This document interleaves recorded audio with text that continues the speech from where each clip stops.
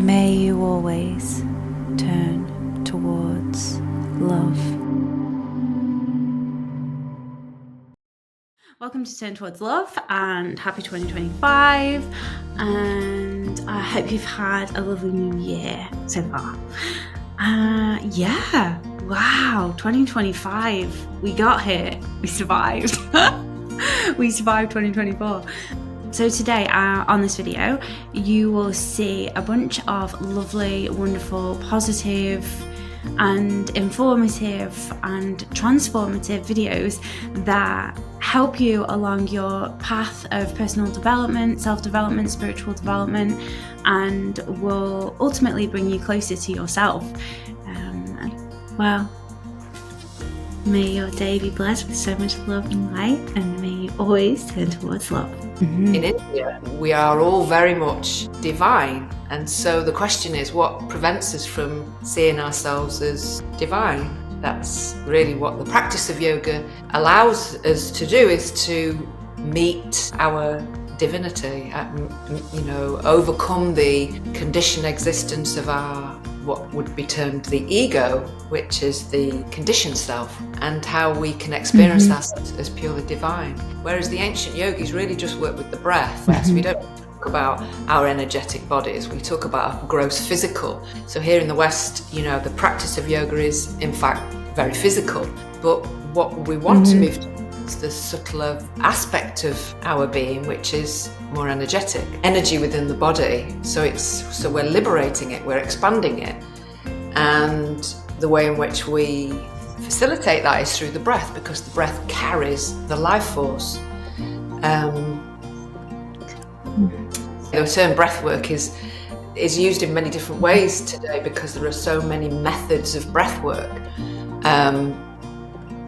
But the breath work, which is the precursor to pranayama, is the ability to regulate the breath, optimize the breath within the space of the body so that you can extend the exhale. That's really the definition of pranayama, where we are expanding the life force so that we extend the exhale, so it's double the inhale. That's where the true benefits of the breath come from.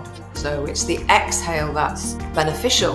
And also what we misunderstand is that as we exhale, the benefit of lengthening the exhale is that it has this magical effect of releasing oxygen from the hemoglobin molecules of the blood. So actually that's how we oxygenate the body. We oxygenate the body much more when we exhale for a little longer. So when we direct the breath through the nostrils, we affect a shift in our behaviour. So I always say, imagine if we were all taught to breathe at school and we were all taught to understand how powerful that is. Now this is what the ancient yogis knew, They didn't just kind of roll out a mat and kind of jump around and do lots of yoga postures. They understood that what they were doing was moving towards channelizing the breath through the nostrils so that they would change the behavior of the mind. Qigong is a Chinese word, and Qi means, the exact meaning of the Qi is energy or life force. This kind of word is similar what, for example, in the Sanskrit, the prana, and Gong means hard work. So Qigong means working hard with the Qi. So this is a diligent work with the universal substance, and it contains these two words also. Then it's a non-stop practice in the life. So practice Qigong is not only starting to learning different methods or techniques, because those are only tools to improve consciousness. What we do in the Qigong, that we consciously connecting to the purest Qi of the universe, and this is what we gathering into our body with our mind to transform and make conscious transformation in our health. What kind of information? Simple information. Everything is good, because if you make it so complex, then it's already your reference system working again. For example, to keep it warm is very important because that's yang quality energy, and the yang quality energy is the symbol of the life. That's the fire, the sun, the life in any kind of culture. If you see in the ancient Maya, in the ancient Egyptians or the ancient Chinese, they all the time censured that the life is the sun. And that's also the fire energy, and that's yang energy. The Taoist culture all the time observed the nature. They wanted to know themselves through of observing the nature, and they all the time follow the changing of the 4 seasons as well. So different organs is connecting to different seasons and different elements and for different emotions. This is also a kind of theory of the traditional Chinese medicine. The highest level of love is universal love. Universal love contains everything. Universal love is the biggest power. It holds together the mountains, ourselves. It exists everywhere. Love is the biggest power. Through our human experience, we learn how to love. So, in my opinion, our whole human journey in this life is to learn how to love. Here's an example that I think will explain my version of like spiritual awakening. But I tend to have people come to me and it's like, I'm at a crossroads in my life, or I've experienced trauma in the past and I just can't live with it anymore. I feel like something has to give. I don't know what, and they tend to come from a place of fear, pain, hurt, shame, guilt. Tends to be quite a powerful catalyst for a lot of spiritual awakenings. But I feel that it's almost like our human self, our 3D, very physical self, can only hold so much. And if we go right back to that like soul contract, we aren't aware that we're born with soul contracts. I don't think that many people are. You see the odd very wise young soul, don't you? And you're like, you've well have been here before. You've been here before.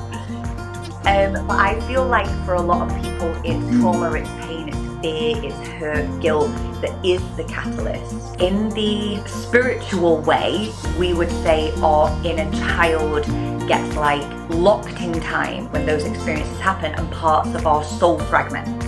So we lose little bits of our soul self along the way when that happens. In more of the science term, they refer to it as our psyche freezes in times of trauma as a child. So when you're experiencing that kind of retrieval or healing work, you're technically bringing parts of your psyche back. You're activating it. I feel like there's 2 layers to the inner child. I feel like on the surface, people disregard it, where it's like, well, I'm not a child anymore, I'm a grown-up. I've got a house, I've got a car, I've got kids, I'm an adult. And they have this like throwaway attitude towards inner child. I feel like under the surface there is a fear. There is a fear of what could come up. Is it safe? Do I want to like dig up the past? Is it? But it doesn't have to be that digging up the past. So rare in inner child healing do you actually go back to significant events. In some cases, if it's safe to, then yeah. But a lot of it is to some degree rescuing, bringing home, bringing that part of us, because when we experience trauma, or whether it's capital T, little t, what they say, there's almost like 2 terms for this. In the spiritual way, we would say our inner child gets like locked in time when those experiences happen, and parts of our soul fragments. So we lose little bits of our soul self along the way when that happens. In more of the science term, they refer to it as our psyche freezes in times of trauma as a child.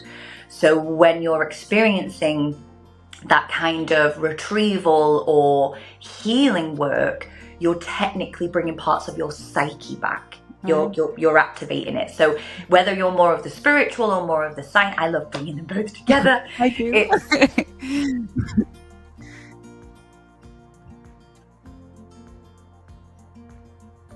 Yes, this is something that I think is not just one of those sweeping statements where it's like, so many people fear change. It's like innately within our primal brains. Our subconscious mind solely seeks safety and security. And then so the thought of change, the thought of the unknown can just trigger so many of those fears where I think with change, I think it's good to kind of highlight that yes, we can recognize I'm not a fan of change, or I avoid change, or I like the familiarity in life. But I think that fear has a really clever way of disguising itself. I think it can come through in forms of procrastination. I think procrastination is the subconscious trying to seek safety, even though it's so frustrating. This is what I find with a lot of women. I work with both men and women, but predominantly women, is they get so frustrated when they're on the brink of making a positive change. And I felt this not so long ago, and all of a sudden you are doing everything you can to sabotage, to procrastinate, and then you become your own worst nightmare because you're just blocking yourself. Self-development to me is everything. Self-development. If it wasn't for self-development, I wouldn't be sitting here today doing this interview. I'm like, what is that? And then he was talking about self-development. It's the study of yourself, and also you're growing yourself so you can be a better version of yourself. I was like, wow, that's interesting. I gotta look into it. I started learning about why do I feel a certain way. I started learning how to cope with my emotions, how to become a better version of myself. And also self-development is work. You have to be intentional about it. It's like going to the gym, working out. It's work. You have to take inventory of yourself and say, okay, this is who I am. This is what I don't like. I like to change this. I like to be better at this. So what can I do to improve myself as a person? So everybody is at a different level of consciousness. Most people, I think, are at fear because we're conditioned to live in fear in society. Because when you're living in fear, you're able to be controlled. That's what I think the government, society, they just want you to be controlled, follow the masses, not think for yourself. That's what it is. If you look at society, everybody's doing what everybody else is doing. They're worried about the same thing. They're watching the news. Oh my God, this is happening in the news. Oh my God, did you see this? It just creates fear, and then people are scared to live. Well, you're scared. This is what you have to do, and then you're not gonna think for yourself. You're just gonna follow what the masses are doing. Whatever it is, you have to figure out what do you really enjoy, and then see how you can turn that into a business, something that you like. I think that's the main thing to see. If you don't know where you are, you have to take inventory of. If you don't know what you want to do, you have to take inventory of yourself to see, okay, what do I like? What can I do every day? What makes me happy? So you have to figure that out, and then you have to plan and say, okay, I can do this, I can do that, and then do more of it. Because as you start doing it, you'll be happier, and then ideas will come in your mind. You'll start developing different ways where you can do it because you're passionate about it. I think that's the main thing. For sure. So it's showing they use different measurements to signal this value. So plainly, the ancients knew the diameter of the earth. Yeah. Now, that wasn't discovered supposedly until the Greeks started doing it in much more recent times. So somehow, that's an incredible piece there. Okay. So now that I've shown that, you'll see where that piece of information will come in here. So my friend Will Wire, who's been to Egypt with me, and we've discovered some things together there, and now he works with Robert Grant on the Gaia series that Robert Grant's doing. But he noticed that these three diamonds in the Vitruvian Man represent the three belt stars of Orion, which of course are associated with the three Giza pyramids. So I'm like, now let's say this about those marks. Those are not part of the human anatomy. Here in this Vitruvian Man, which is supposed to be the iconic man, the Greek godlike man, we don't have those on our abdomen. For me, over the years, I've wrestled with what love actually is.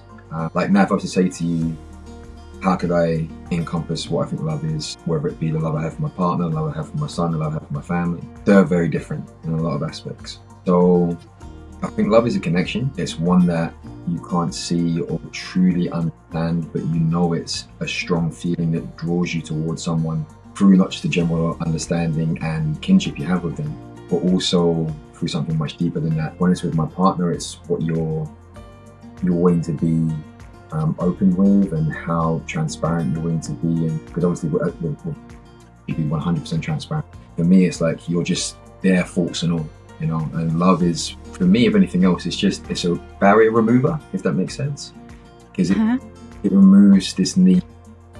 If you truly love someone, then you shouldn't have to worry about what they see. So I think true love just removes all of that, whether that's love for what you do, love for a person, a family member, a significant other, whatever that love is, it's showing your true self, if that makes sense. Don't worry about external validation. Never seek.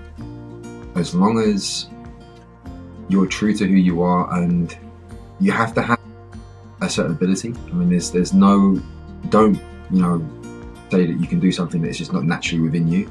And it should be based on you trying to be better than yourself every other day. It's not about comparing to anyone else. It should never be about that. Because at the end of the day, this is your life. You're here for you. Don't worry about external validation. Never seek. As long as you're true to who you are, and you have to have a certain ability. I mean, there's no, don't, you know, say that you can do something that's just not naturally within you. But if there's something you're pulled to and you have an affinity for it, don't seek external validation, because you'll always be pulled back to, you know, breaking down what you can do based on what other people think. And it should be based on you trying to be better than yourself every other day. It's not about comparing to anyone else. It's not about looking for people's opinions of how good or how bad you are. It's about being honest with yourself and just making a step towards that goal every single day. No matter how big that step is, no matter how small that step is, make a step every single day. That's the one thing I'll say to anyone. And just don't allow yourself to become, you know, pulled towards the validation of others.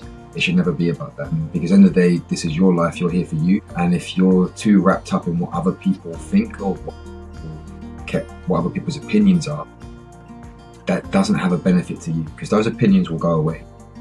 But if you allow them to affect you, then it will pull you away from what your goal is. You carry on with your journey forward, you make your steps, and just let those voices just fall away. That's the best advice I could probably give if I can. And I don't know whether I don't know if you have these moments where you're just making a brew, or you're having a shower, or you're having a walk, then something just comes to you and you're like, oh, that makes a lot of sense. Well, it did for me in the moment, so I'll share it because it might be relevant to the question.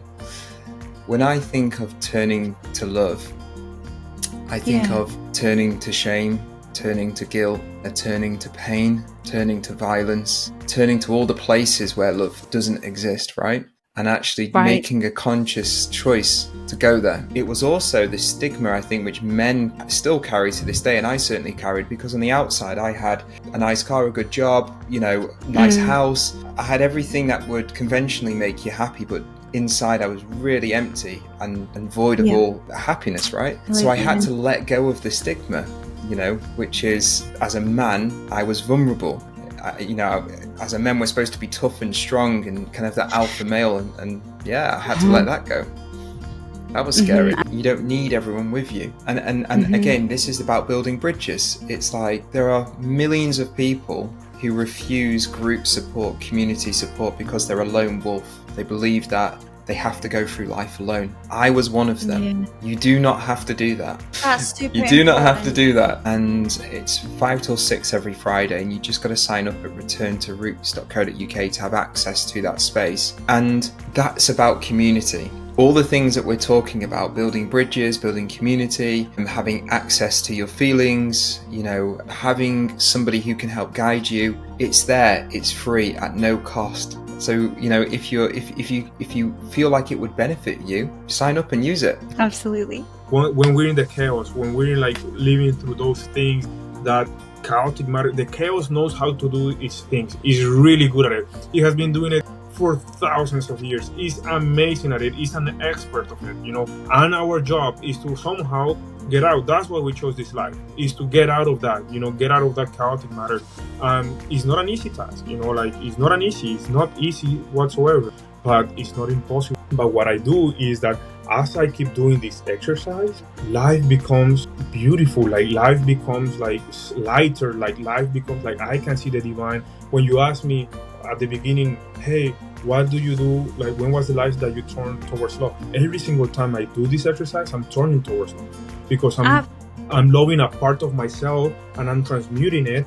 And then as time comes by, like I start like thinking different. I start like looking into my emotions. I start like creating this subtle body, you know, and I'm able to perceive other things. I'm able to perceive synchronicities. I'm able to meet people that are in the right frequency, you know. I'm able to, you know what, now I'm more, I'm ready to do, you know, my Yahe ceremonies, which I do a lot of I do some plant medicine, which is Yahe, which is similar to ayahuasca. So I've been able to do that, and through those experiences, I was able to, you know, get the pentagram, for example, and after which is a synchronicity, right?